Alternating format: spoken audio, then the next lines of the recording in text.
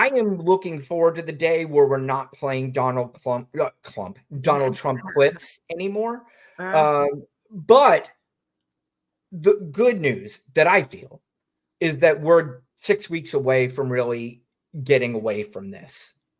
After 6 weeks and we wrap up this election, that the Donald Trump clips are going to be fewer and fewer, and that any other Donald Trump clips that we play in the future are going to be more based on his, well, first of all, it's going to be based on him getting, as I call them, if you've seen the great movie Wizard of Oz, the Wicked Witch had her flying monkeys, and he will get some flying monkeys to go out and attack capitals, or at least attempt to, and do dumb shit because he got his ass beat again in an election. But those are the clips we'll play in the interim.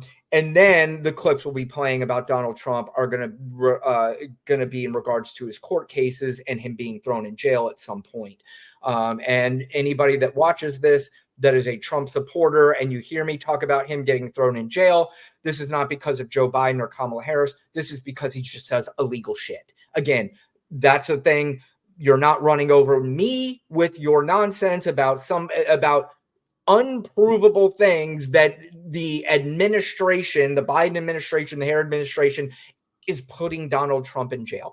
If Donald Trump goes in jail, it's going to be because Donald Trump put Donald Trump in jail, period. Right. I'm not having this conversation with you. I'm just not having it. I've been not having it because if you can vote for a racist and a rapist and a felon, there's nothing to talk about. There Correct. Is, like Brian said, they're not equal. He's a felon and he's a rapist. You're voting for a rapist. You don't have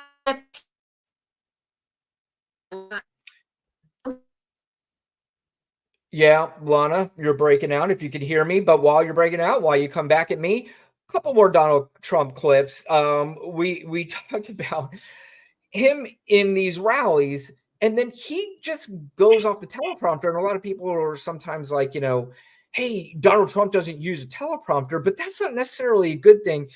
He's talking about Kamala Harris in an interview. I don't know. It maybe after we'll play the clip, somebody can explain to me just exactly what it is he's trying to tell us. So we have to talk business. I always thought women liked me. I never thought I had a problem. Oh, sorry, wrong one. The other interview with the other guy, who was a nice guy, I think, from Philadelphia, from Pennsylvania, and he was a nice guy who was asking her all these. They don't take like I do. Anybody who wants to go. What the hell difference does it make? They have, and how dishonest was ABC? It was 3 on. He went all over the place there. And just, Lana, I want you to look at the people in the background. Like, if you looked at a Kamala Harris rally, everybody's attentive, everybody's excited, and they're cheering words that come out of her mouth that are sentences formed that actually make sense. But if you are listening to this guy, people are like, where is he going? What is he actually saying? I have absolutely no idea. But this is every one of his rallies. And like Lana said earlier, this is, Kamala Harris invites you to go to these rallies. And she almost dares you to listen to what he's saying. And is like, explain it. Explain exactly what he's trying to tell you and why you should vote for this guy based on him bitching again and whining again about ABC not being fair. But this is the guy, this pussy, who continues to go to these rallies and say, it was 3-on-1. This wasn't fair, but I'm going to protect you women. Right. Explain it. No. You explain it because I don't know. You explain it. He's whining about injustices and it's unfair, but then over here calling Haitian savages and putting targets on their back. He fucking sucks. Like, he just does. Like, I can't wait until this is over. So you're right. So I don't have to see his orange, disgusting ass anymore. It's like, he's divisive on purpose. It's like it was the Mexicans, now it's the Haitians, and now he's moved to another town, and now he's in Pennsylvania. Like it's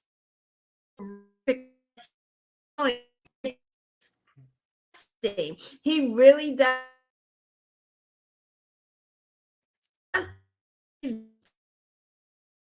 Yeah, damn it. You're breaking out on me again, Lana. So I'm going to go to one more clip while you come back to me. This is him railing. I mean, this is again, this guy wants to be president of the United States, and he's more focused on late night talk show host than he is the people in that audience. He is dying. He was the worst host in the history. Talking about Jimmy Kimmel, by the way. He's talking about him hosting the Academy Awards. Of the Academy Awards. Remember I did that? Everybody, remember I did that? Look at what a truth. Everybody should go to Truth immediately. And by the way, oh my By the way, I'm going to let this play out, Lana, but do you know why everybody needs to go to Truth immediately? Because Truth Social is tanking. Exactly. Just like every one of the businesses that he has ever put his hands on. I actually just bought this book called Lucky Loser. And I'm telling you got it? Yeah. Yes, I did. And I just read the first couple chapters. It's about his dad, but and then it's going to go more into him. But Lucky Loser is a book about Donald Trump and his business, so-called business acumen. And it's written by two people who won the Pulitzer Prize for their article that they did in the New York Times about Donald Trump and his finances. But this is the whole book about it. And if you truly care, if you're like, I'm voting for Donald Trump because he's going to run the country like a business and he's such a great businessman. If you really, truly care, take some time.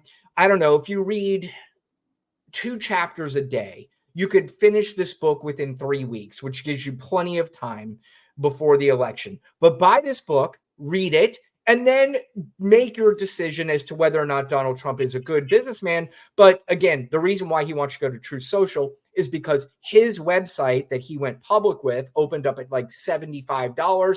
It's all the way down to like $12. It's another garbage thing. And he is getting involved in crypto now.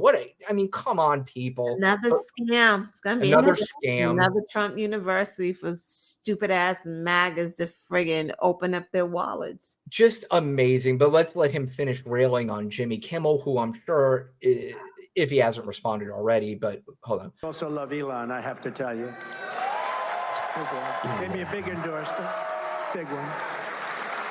But remember the Academy Awards, I said how he's the worst host in the history of the Academy Awards, and this stupid guy goes up, and just before the Best Picture of the Year, the show is almost over. They're waiting for the Best Picture of the Year. He gets up, and he says, and his wife said, please don't do it. Please, darling, don't go out. His manager said, don't do it. I have to do it. He goes out and reads my truth to the entire audience right before the best prime time, the Best Picture.